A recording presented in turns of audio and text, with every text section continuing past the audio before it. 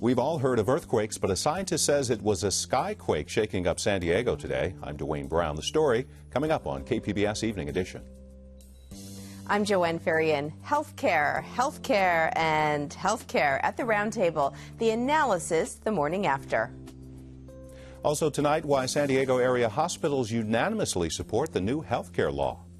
And youngsters are having fun with science at San Diego State this summer. KPBS Evening Edition starts now.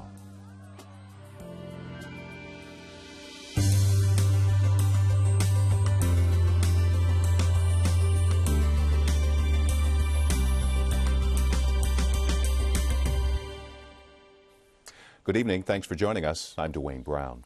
A San Diego scientist says a skyquake shook San Diego earlier today. People reported a loud boom and shaking at about 12:45 this afternoon. It was felt all around the county, from Oceanside down to National City. No earthquakes were recorded, and military says their planes didn't cause it. But a researcher with the Scripps Institution of Oceanography says offshore military activity is to blame. Christopher Walker says it was an atmospheric tremor, or skyquake.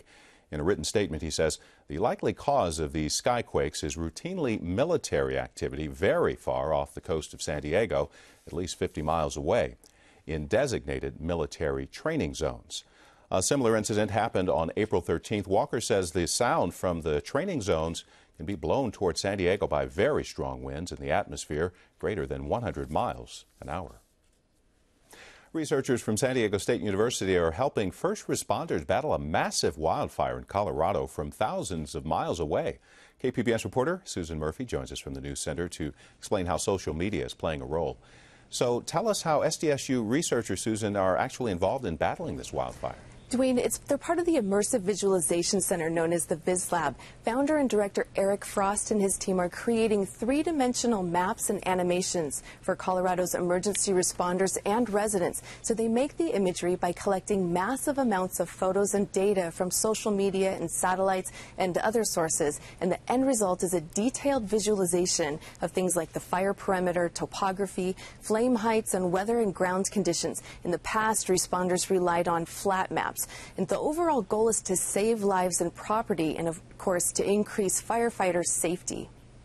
And how does social media fit into this process? Frost says Twitter, for example, has become an invaluable tool. When someone near the scene of a fire sends a tweet with a photo, the Vizlab not only has an image, they also have a timestamp and a location.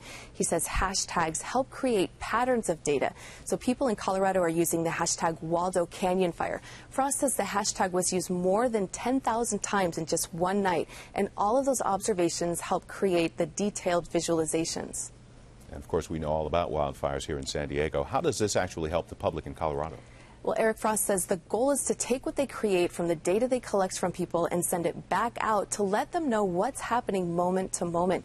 He says it'll be a useful tool in the event of another wildfire in San Diego. All right, KPBS reporter Susan Murphy.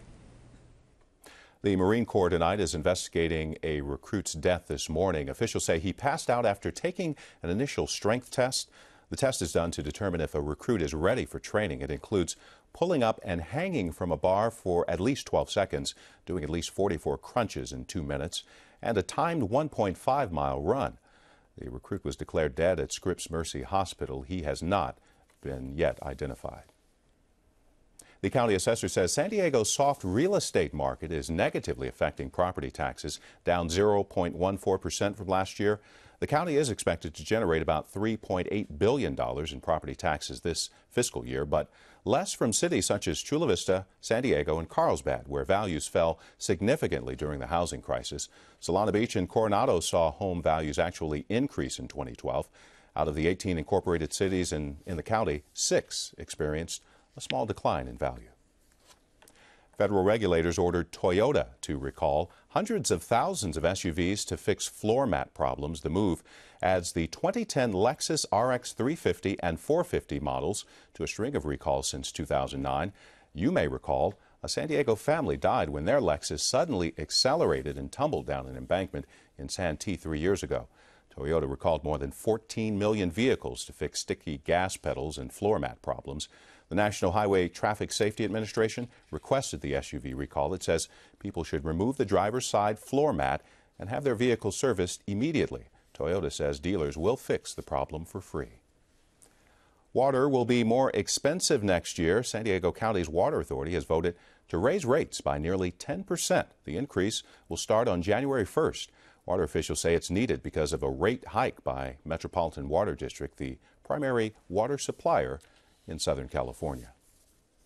A medical trade group says hospitals in San Diego and Imperial counties are in unanimous support of the health care law upheld by the Supreme Court. The Hospital Association says it eases a financial burden for medical providers. Current law requires treating people whether or not they have insurance. More than 500,000 people are without coverage in San Diego County. Under the Affordable Care Act, about 200,000 will now qualify for coverage, and providers will get reimbursed for treating those patients. The High Court's health care ruling is just one of the subjects Joanne Fan is talking about with her guests at the roundtable.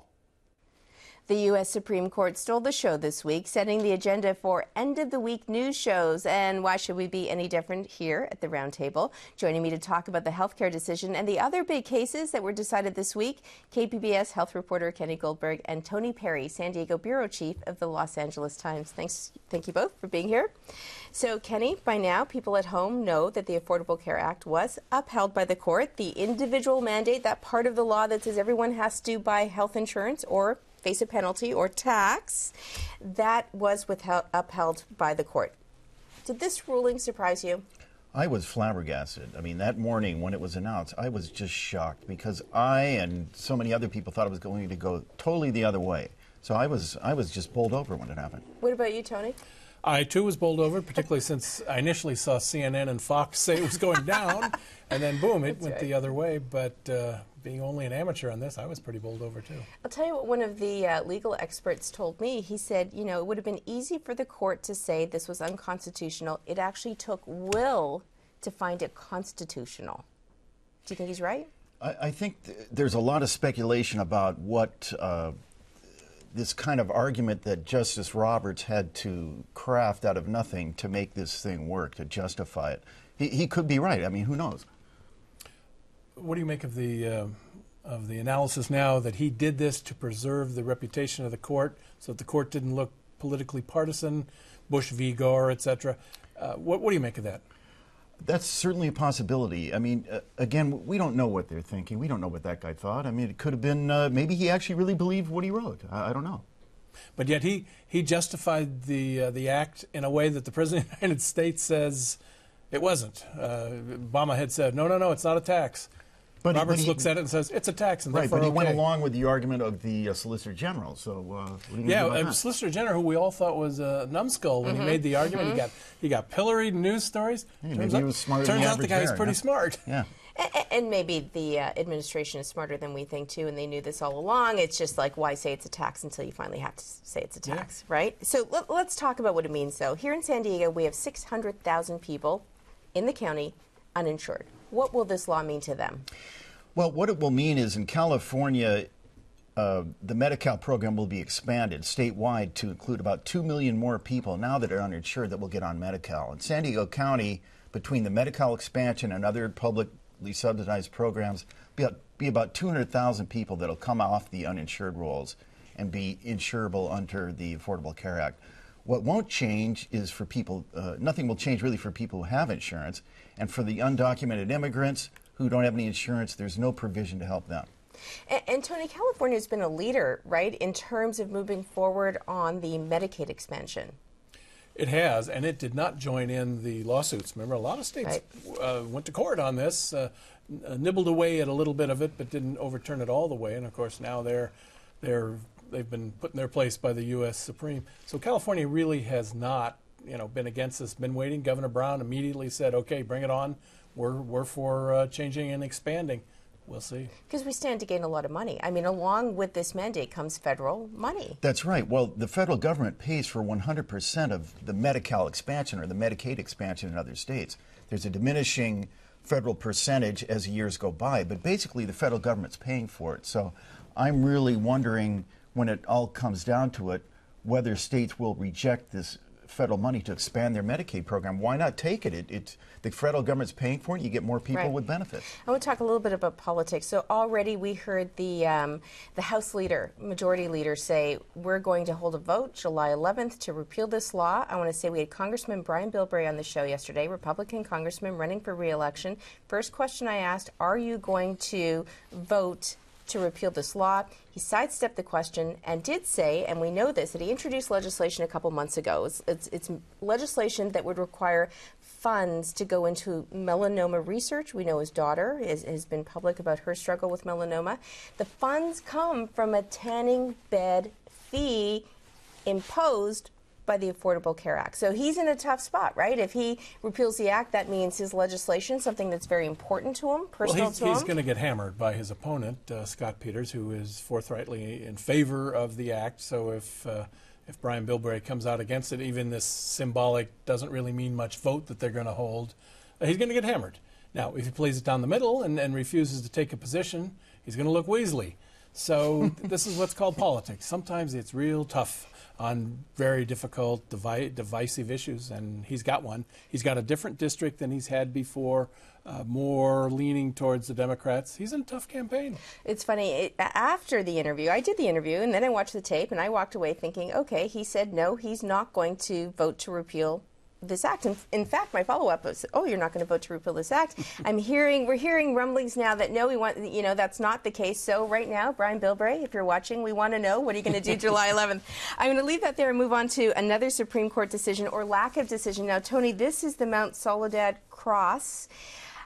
Is it a 20-year court battle? Can you sum it up for us in about 30 seconds? 2 decades. We've been fighting about whether that cross should stay on public land, or is it a endorsement of a particular brand of religion and therefore unconstitutional. The Supreme Court punted and said, you deal with it. Come back later when you've got a final decision. Back it goes to federal court here in San Diego, a federal court that in 2008 said, cross is good, it can stay. Overturned by the appellate court up in San Francisco. That's how it got to the Supreme Court. Supreme Court looked at it and said, no, I don't think we'll deal with this today, thank you. Go on back and make a final decision, then bring it back to us. So we've had 2 decades. We're going to have, you pick it, 12, 24 more months of litigating. Kenny, you've been covering, you've been a reporter in San Diego for a long time. People feel strongly about this, don't they? They certainly do. And it doesn't seem to be diminishing over time, this furor over it on either side. So, yeah, your guess is as good as mine at what's going to happen next. I mean, here we go again with this whole court battle. When you think about the money that's tied up in all of these cases? Well, the city of San Diego was in the case for a long, long time and spent hundreds of thousands of dollars and got exhausted by it, and finally the federal government stepped in. Yeah, people feel very strongly on both sides, good folks on both sides, people who feel that is a military memorial in a military town. Other people say that it's a holdover from the days when we could sort of push one religion in people's faces, regardless of the idea that we're a more diverse society. They've clashed for 2 decades. They're going to clash at least a little bit longer. The appellate court and the Supreme Court suggested maybe there's a compromise out there. I can't quite figure what it is. That cross sticks 43 feet up in the air. It's visible from Interstate 5. It's been there since 1954. A group of people think it's outrageous that it is there, that it violates their rights. And other people think we'd be breaking faith with people who didn't break faith with us, military folks. Back to the courts we go. Third decision. Okay, still with the military. Now, the High Court ruled on whether it's legal to lie about being awarded the Medal of Honor and other military honors. So, Tony, what did the court say? The court said 6-3, the First Amendment guards contemptible speech, lying speech, even as it guards motherhood and apple pie. And that this man out of the Water District in Southern California, he didn't try to get some money from this by claiming he was a Medal of Honor recipient, didn't try to get some benefit that only Medal of Honor recipients can receive. He was just shooting his mouth off. And shooting your mouth off alone is not a violation of the law and should not be, and so they struck it down. Now, the court also implied that if the legislature wants to go back, the Congress wants to go back and devise a stricter law that says if you use one of these medals or the boasting about a medal to get something, defraud people, that's a whole other thing. But just to shoot your mouth off and impress the guy at the end of the bar or girl you're going out with, contemptible behavior, the court said, not illegal. But if I want to walk down the street in a Navy officer's uniform and have people salute me, is that legal? Very difficult question. The question is, are you impersonating someone or are you just wearing a costume? Same is true of being a police officer. You walk down the street and say, hey, I'm a detective for the San Diego Police Department. I'm a great guy. Are you impersonating a cop? I don't know. That's why they have lawyers and judges. But impersonating is one thing. Just shooting your mouth off like the fellow did up in eastern Los Angeles County, different thing. So if I don't wear the uniform and I say I'm an admiral, that's okay. Again. You tried this weekend, Kenny, and you tell us what happened, okay? We'll talk about that. We'll do an interview from jail for you. We're out of time. I want to thank you both for being here and send our viewers over to kpbs.org. I know there's a much longer conversation with you both. Thank you so much. Thank you. Pleasure.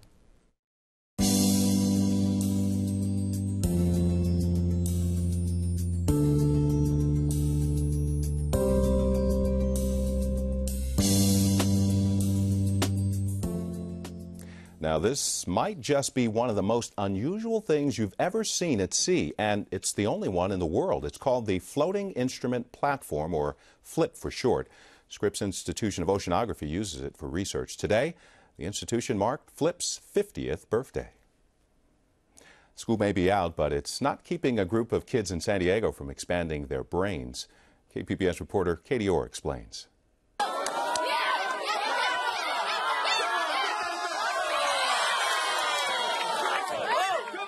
This summer, kids in San Diego are doing things like designing solar cars in a program designed to get them excited about science and engineering.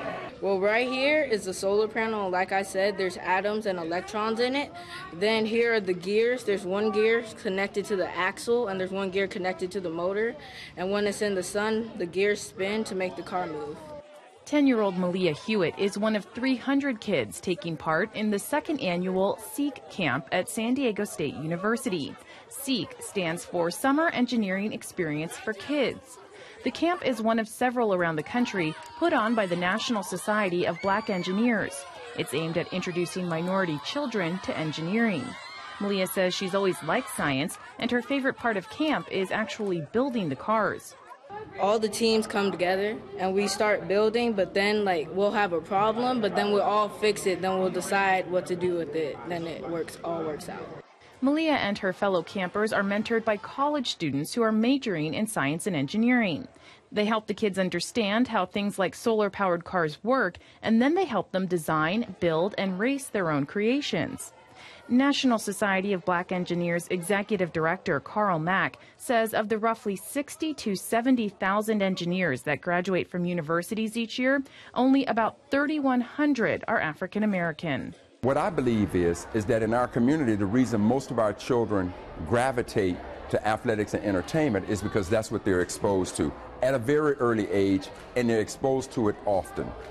So what we said is, let us redefine A&E from athletics and entertainment to academic excellence. So let's expose our children as early as 3rd grade to engineering, to science, to math. And Max says giving the kids hands-on projects lets them see those lessons in action. It's been a successful model locally. This year's camp is double the size of last year's, and Max says San Diego is a model for what all the SEEK camps should be.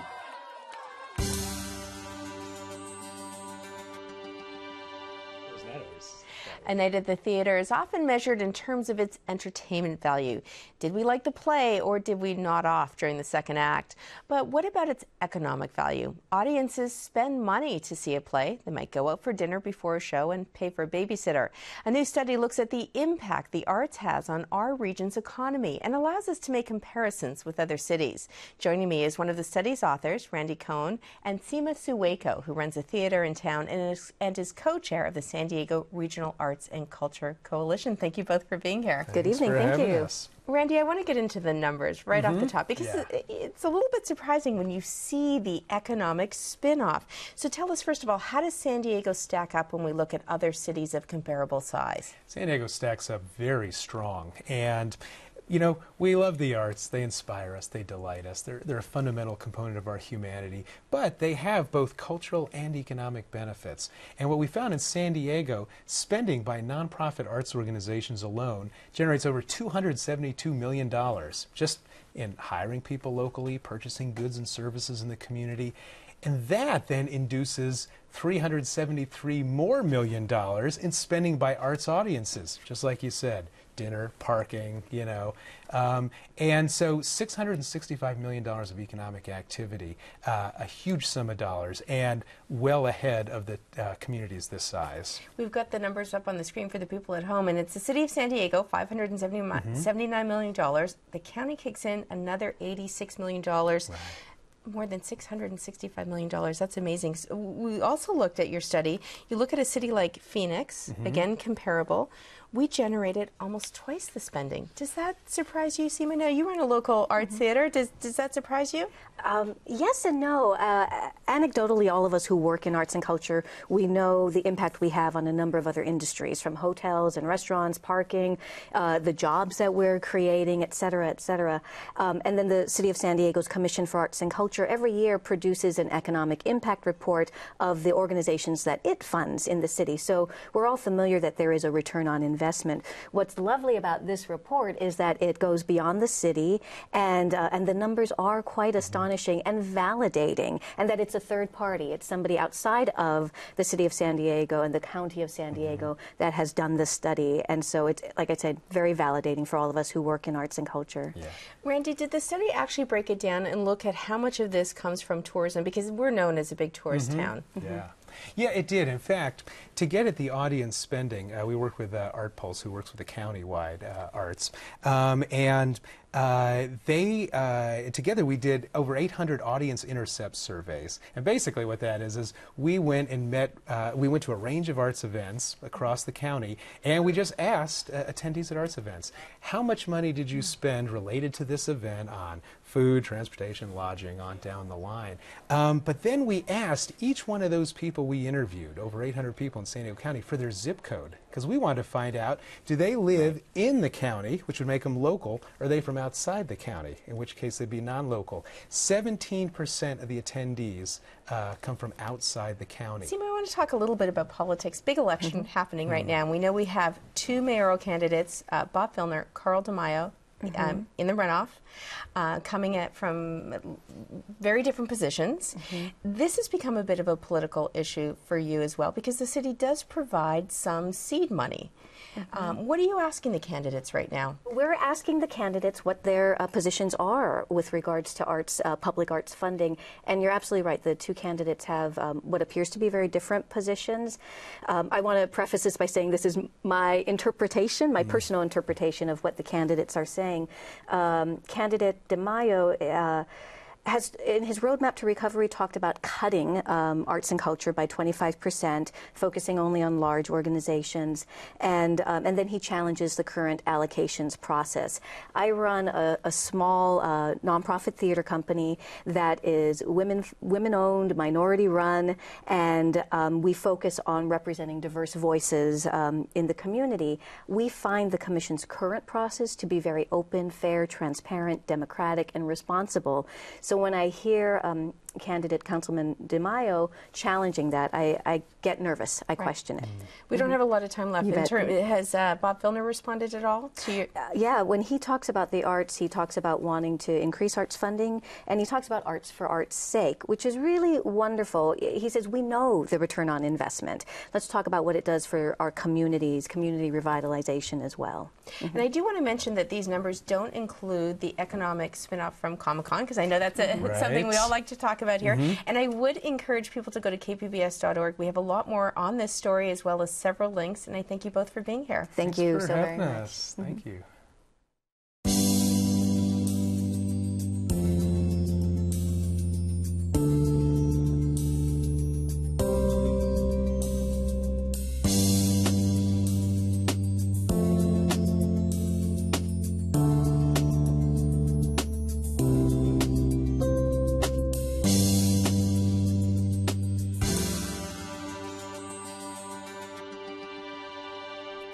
tonight in the public square. I'm signing off as host of Evening Edition. This is my final show. I've loved sitting here at the round table across from members of Congress, candidates for mayor, county supervisors, a newly elected judge, the attorney who successfully argued Roe v. Wade, the power company, the water company, scientists, actors, and playwrights, the middle-aged man who quit his job to take care of his aging parents. What an honor to have this front row seat, asking questions on your behalf. You've always been my guide and my inspiration, my courage in the most difficult moments of an interview. Thank you. And to all of you who wrote to tell me when I got it right and when I didn't, to share your opinion, your frustration, and your observations, thank you for your emails and your tweets. They meant a lot. I'll still be here at KPBS working as an investigative reporter. I will also be on the show from time to time with special reports. I leave you in good hands. Peggy Pico will be here at the round table Monday together with Dwayne Brown. They will continue to bring you news that really does matter.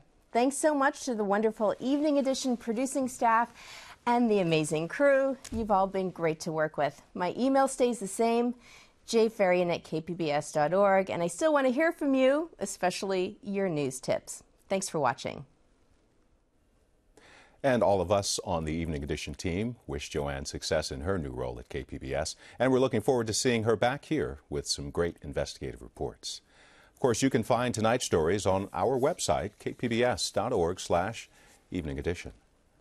Thank you for joining us. You have a great weekend.